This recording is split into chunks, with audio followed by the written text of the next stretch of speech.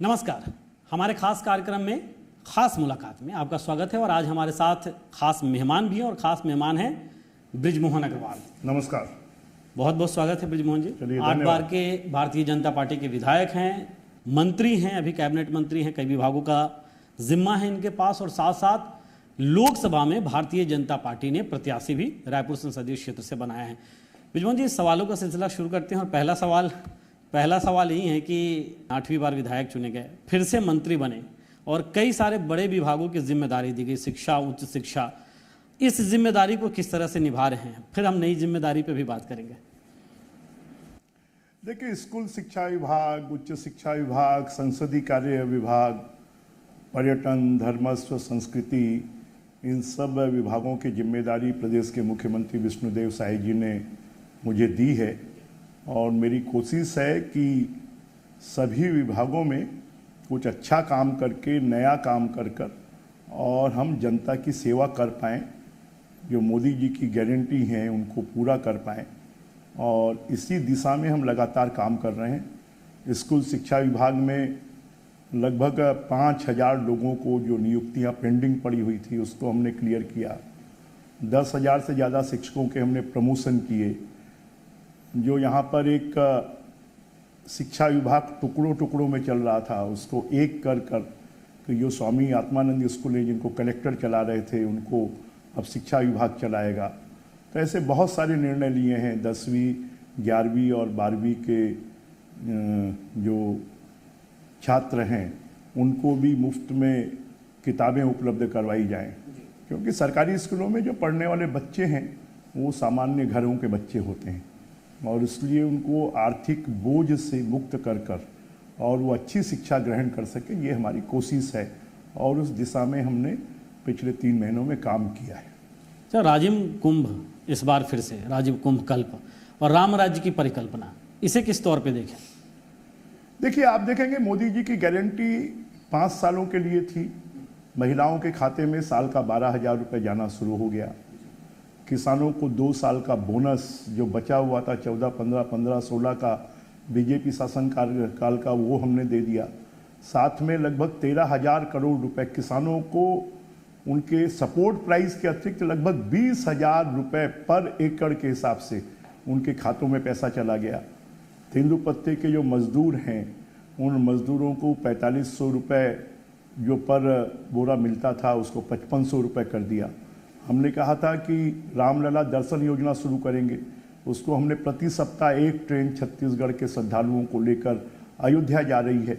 ये तो मैं बड़े काम बता रहा हूँ, परंतु और भी अब जैसे राजीव कुंभ हमने कहा था कि फिर से पुराने वैभव के साथ में होगा। राजीव कुंभ एक ऐसा आयोजन है जिस आयोजन के माध्यम से पूरी देश और दुनिया में छत्तीसगढ़ की पहचान बनी थी और उस पहचान को हमने फिर से बनाया है।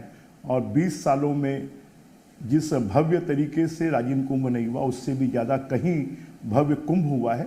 राम राज्य का मतलब है कि जो कमज़ोर वर्ग हैं, जो आर्थिक रूप से विपन्न हैं, ऐसे लोगों के जीवन में खुशहाली लाना, और इस काम को बखूबी से विष्णुदेव साय जी के नेतृत्व में भारतीय जनता पार्टी की सरकार कर रही है और उस दिशा में हमने चलना शुरू कर दिया है।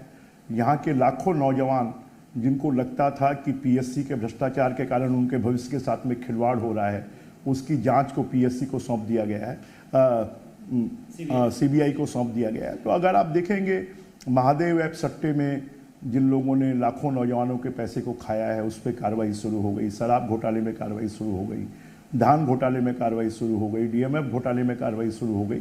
तो एक कि जनता के पैसे का सदुपयोग होकर और जनता के विकास में लगना चाहिए, इस दिशा में सरकार काम कर रही है। तो महादेव सट्टा ऐप की बात आई तो मैं ये भी सवाल पूछ ही लूँ क्योंकि बेहद मौजू है। भूपेश बघेल पूर्व मुख्यमंत्री और उनका नाम एफआईआर में, और उसके बाद जो सियासत और सियासी बयानबाजी जो चल रही है 2-3 दिन में, आपने भी प्रेस कॉन्फ्रेंस किया और इस तरह की चीज़ें निकल के आ रही है कि अभी तो कई सारे और मामले सामने निकल के आए हैं। पहले दिन से साबित है कि महादेव सट्टा ऐप के जनक जो हैं वो उच्च पदों पर बैठे हुए लोग थे तत्कालीन सरकार के, और उनका नाम तो स्वाभाविक था आना, और अब उनका नाम आया है तो जिन्होंने गड़बड़ की है, जैसा किया है वैसा भोगेंगे। नहीं तो पॉलिटिकल संरक्षण उसे था क्या महादेव सट्टा? ये तो ये तो ईडी की रिपोर्ट में आया है कि उच्च स्तर पर उनको संरक्षण था, उनसे पैसे लेकर विधानसभा चुनाव में उसका उपयोग किया गया। ये तो जांच रिपोर्ट में आया है और इसलिए मुझे लगता है कि ये कोई नई बात नहीं है। तो पहले दिन से लोगों को लगता था कि चाहे शराब घोटाला हो, चाहे फिर वो हमारे डीएमएफ घोटाला हो, चाहे वो गौठान घोटाला हो, सब घोटालों में उच्च स्तर पर संरक्षण के माध्यम से छत्तीसगढ़ की जनता के गाढ़ी कमाई के पैसे को इन्होंने खाली कांग्रेस की सेवा में लगाया, अपने जेब भरने में लगाया, जनता की सेवा में नहीं लगाया। अच्छा, आपको लगता है क्या कि लोकसभा चुनाव में इसका कोई फर्क पड़ेगा? क्योंकि भूपेश बघेल तो ये कह रहे हैं कि उनका प्रभाव पूरे प्रदेश में है, तो इसलिए ऐसा उनके हाँ, निश्चित रूप से उनके भ्रष्टाचार का प्रभाव पूरे प्रदेश में है और उसका रिजल्ट आया विधानसभा चुनाव में कि पिछले 4 चुनाव में जितने मत बीजेपी को नहीं मिले उससे ज़्यादा मत मिले, जितनी सीट नहीं मिली उससे ज़्यादा सीट मिली। इससे भूपेश बघेल जी का कहना सही है कि उनके भ्रष्टाचार का प्रभाव पूरे प्रदेश में है। अच्छा, अब लोकसभा चुनाव पे हम आ गए हैं तो फिर सवाल तो ये बनता है कि बृजमोहन जी क्या कभी ये सोचे थे कि दिल्ली जाएंगे? दिल्ली इन द सेंस की संसद तो दिल्ली में ही है। देखिए, मेरे बारे में कभी निर्णय मैं नहीं लेता हूँ। मेरे बारे में निर्णय पार्टी का शीर्ष नेतृत्व लेता है और शीर्ष नेतृत्व को लगा कि बृजमोहन को दिल्ली बुलाना चाहिए तो उन्होंने लोकसभा चुनाव लड़ने का निर्देश दिया और पूरी ताकत के साथ में हम लड़ेंगे और अच्छे वोटों से जीत कर आएंगे। और मेरा तो ये मानना है कि बीजेपी के पास पिछले चुनाव में लोकसभा की 9 सीटें थी, इस बार हम 11 की 11 सीटें जीत कर आएंगे। मेरा सवाल इसलिए भी था क्योंकि जब से आपको टिकट मिला है लोकसभा का, तब से प्रदेश भर में एक चर्चा है कि बृजमोहन अग्रवाल अभी मंत्री थे, कद्दावर मंत्री थे, अब लोकसभा का टिकट मिल गया। आपके कुछ जो ऐसे लोग हैं जो विशेष चाहने वाले जिसे आप कह सकते हैं, तो हम लोग ये भी कह रहे हैं कि ये तो एक तरह से उन्हें सजा देने जैसा है। ऐसा है कि मैं ये मानता हूं कि कोई भी आपको जो जिम्मेदारी दी जाती है वो आपके लिए चुनौती होती है और उस चुनौती को स्वीकार कर और उसके अच्छे रिजल्ट लाना ये हमारे लिए है। और मेरे लिए तो चाहे मैं छत्तीसगढ़ में रहूं, चाहे मैं दिल्ली में रहूं, मेरी प्राथमिकता तो छत्तीसगढ़ की शुरू से रही है, परंतु अब देश की जिम्मेदारी अगर मिलेगी तो उसको भी हम पूरे ईमानदारी के साथ में निभाएंगे। लेकिन रहना कहाँ चाहते हैं बृजमोहन जी? कहाँ रहना चाहते हैं? हम तो वसुधैव कुटुंबकम, पूरे देश। पहले भी हम मध्य प्रदेश में थे, मध्य प्रदेश बड़ा प्रदेश था, 320 विधानसभा का प्रदेश था। छत्तीसगढ़ में आए तो 90 विधानसभा में आ गए, अब 540 सदस्यों के सदन में हम होंगे।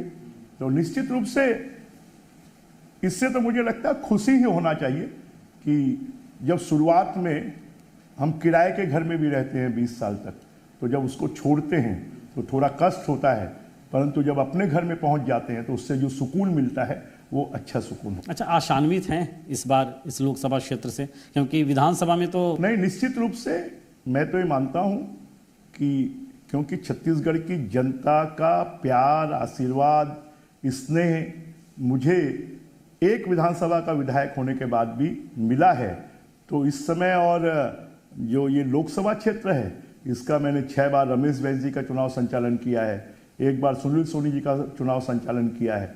तो पूरे क्षेत्र की जनता से मेरा आज का परिचय नहीं, कॉलेज के ज़माने से मेरा परिचय है। तो अधिकांश क्षेत्र में आधे से ज़्यादा लोग व्यक्तिगत रूप से मुझे जानते हैं और इसलिए मैं मानता हूं कि उनका सबका प्यार, स्नेह, आशीर्वाद मिलेगा और वो जैसे विधानसभा चुनाव में सबसे ज़्यादा छत्तीसगढ़ में वोटों से जिताया है, वैसे ही लोकसभा चुनाव में भी यहाँ की जनता जीतेगी और जिताएगी। अच्छा, विकास उपाध्याय ट्रेन घूम रहे हैं, सफ़र कर रहे हैं, लोगों से मिल रहे हैं, आपके प्रतिद्वंदी हैं सामने, किस तरह हम देखें? वो हमारे छोटे भाई हैं और अच्छा है, उनकी भी ट्रेनिंग हो जाएगी चुनाव लड़ने की। अभी तो विधानसभा चुनाव में जनता ने उनको नकार दिया, अब लोकसभा चुनाव में भी नकारेगी। अच्छा, ये चर्चा है कि कांग्रेस पार्टी में टिकट लेने के लिए जो है वो लोग मारामारी नहीं कर रहे हैं, बल्कि टिकट न मिले ये कोशिशें कर रहे हैं, ऐसी चर्चा है एक। आपको क्या लगता है और किस स्तर पर लगता है? क्योंकि 5 चर्चा नहीं, ये तो वास्तविकता है। कांग्रेस का कोई भी नेता जिनको टिकट दी गई है, कोई भी लड़ना नहीं चाहता था, उनको जबरदस्ती कांग्रेस पार्टी ने टिकट दी है। और जो खुद लड़ना नहीं चाहते, जो मन से नहीं लड़ रहे हैं, जबरदस्ती लड़ रहे हैं, उनको जनता वोट क्यों देगी? लेकिन बड़े चेहरे तो हैं आपके सामने। तो बड़े चेहरे होने से कुछ नहीं होता ना भाई, जो खुद नहीं लड़ना चाहते तो उनको जनता वोट क्यों देगी?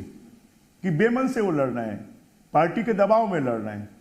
तो जब बेमन से जो लड़ेंगे उनको जनता भी बेमन से नकारेगी। तो आप लोग की स्ट्रेटजी क्या है, अभी किस मुद्दे को लेकर आप लोग जाने वाले हैं? हमारी स्ट्रेटेजी है मोदी जी की गारंटी। और मैंने जैसे शुरुआत में ही आपको कहा कि जो 5 साल के वादे हैं उनको हमने 3 साल में पूरा करके दिखाया है। 70 लाख से ज्यादा माताओं बहनों के खाते में 1 महीने का मातृवंदन योजना का पैसा चला गया। 24 लाख से ज्यादा किसानों के खाते में धान के समर्थन मूल्य के अलावा 20-20 हजार रुपए लगभग 1 एकड़ के पीछे चला गया। 2 साल का बोनस लगभग 14 लाख किसानों के खाते में चला गया। तेंदुपत्ते के 20 लाख से ज्यादा जो मजदूर हैं उनको मजदूरी 1,000 रुपए बढ़कर मिलेगी। तो ऐसी जो जितनी योजनाएं हैं, मोदी जी ने गरीब अन्न कल्याण योजना के तहत 35 किलो चावल 5 साल के लिए मुफ्त में देने का निर्णय किया, वो इम्प्लीमेंटेशन हो गया। तो इन सब योजनाओं का फायदा बीजेपी को मिलेगा। अच्छा, कांग्रेस कहती है कि आप लोग हिंदुत्व या अब राम मंदिर बन गया, इन सब चीज़ों को मुद्दा बनाते हैं, गरीबी, रोजगार, इन सब चीज़ों पे आप बात नहीं करते। आपके नज़रिए से हिंदुत्व क्या है, अगर हम ये जानना चाहें? देखिए, जो शाश्वत सत्य है, जो हमारी जीवन पद्धति है, और इसके बारे में सुप्रीम कोर्ट ने भी निर्णय दिया कि हिंदुत्व जो है वो एक संस्कृति है, वो जीवन पद्धति है। हमारे संविधान में जब शुरुआत में थे तो उसमें राम जी की फोटो थी, उसमें कृष्ण जी की फोटो थी, उसमें भगवान बुद्ध की फोटो थी। तो ये हमारी शाश्वत संस्कृति है, और शाश्वत संस्कृति को अपनाना ये तो अच्छी बात है। देश के 70% आबादी की जो भावना है, उस भावना को परिणाम के रूप में अगर किसी ने लाया है तो मोदी जी के नेतृत्व ने लाया है। 500 साल के इतिहास को फिर से राजा विक्रमादित्य जी ने प्रभु राम का मंदिर बनाया था, और उसके बाद लाखों करोड़ों लोगों ने यहाँ पर रामलला का जन्म हुआ है, उस मंदिर को बनाने के लिए अपने प्राणों की आहुति दे दी।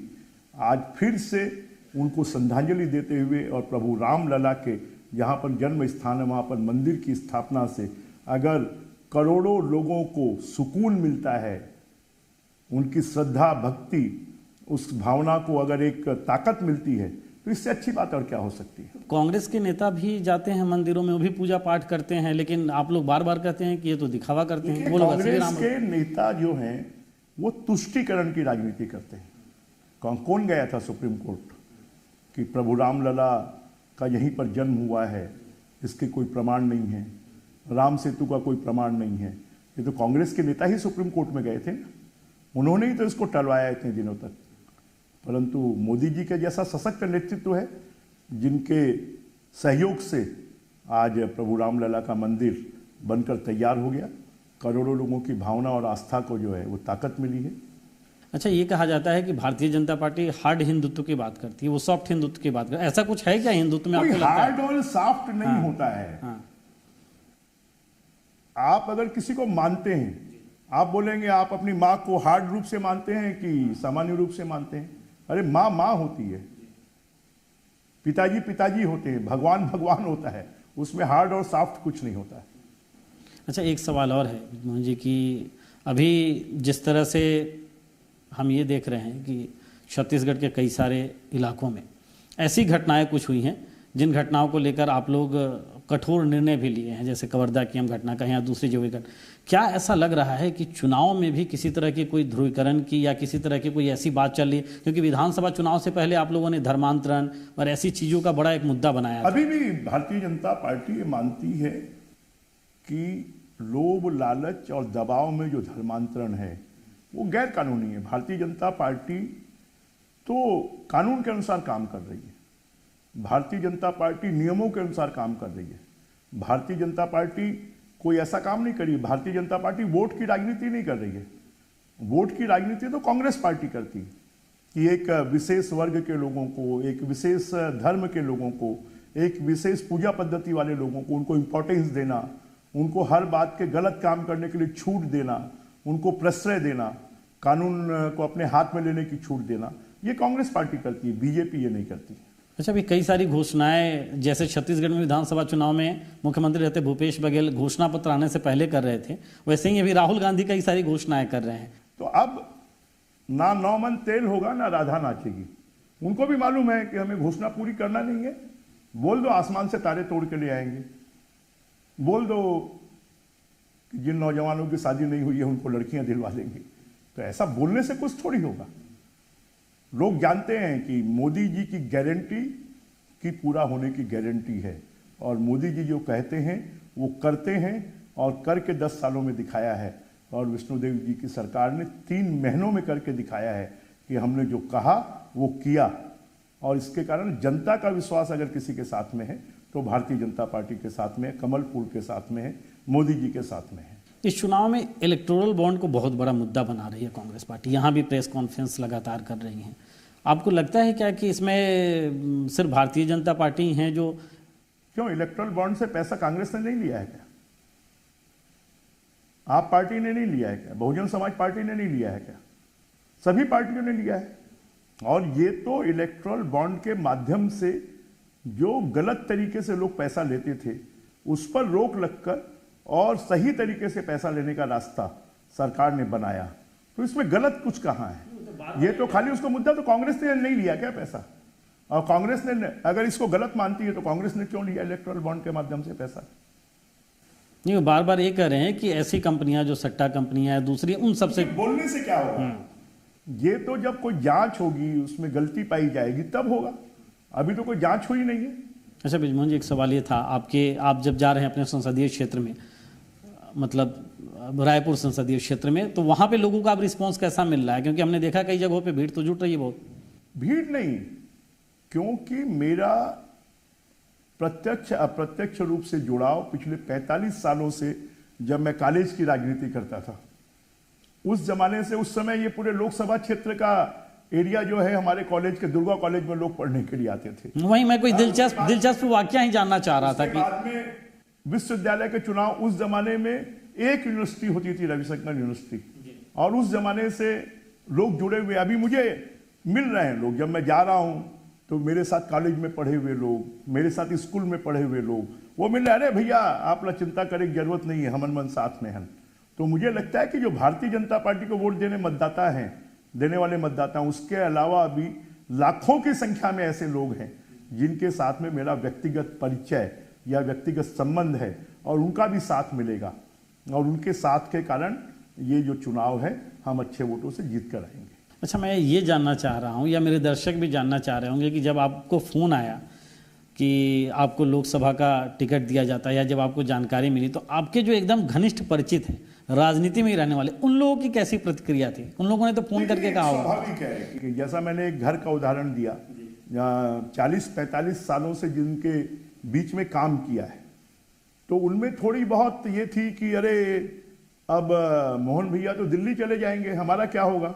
जब मैंने उनको कहा कि मैं यहीं रहूंगा और अब चिंता करने की जरूरत नहीं है, अब छत्तीसगढ़ के साथ साथ हम दिल्ली से भी विकास के लिए पैसा लाएंगे और यहाँ का विकास करेंगे, तो कोई को मुझे 6 महीना तो रायपुर में ही रहना है, 6 महीना जब लोकसभा चलेगी तब दिल्ली में रहना है। तो इसलिए लोगों को जब धीरे धीरे ये बात क्लियर हो गई कि अब हमारा तेजी से विकास होगा, हमारी इज्जत बढ़ेगी, और अब अभी तक छत्तीसगढ़ की राजनीति बृजमोहन करता था, अब देश की राजनीति में आ रहा है, तो लोगों में धीरे धीरे ये संशय दूर हो गया। बहुत बहुत शुक्रिया हमसे बातचीत करने के लिए, बहुत बहुत शुक्रिया। तो ये थे हमारे साथ बृजमोहन अग्रवाल, सूबे के मंत्री और साथ साथ रायपुर लोकसभा क्षेत्र से भारतीय जनता पार्टी के प्रत्याशी। तो आज इस खास मुलाकात में बस इतना ही। आप देखते रहिए जी मध्य प्रदेश छत्तीसगढ़। नमस्कार।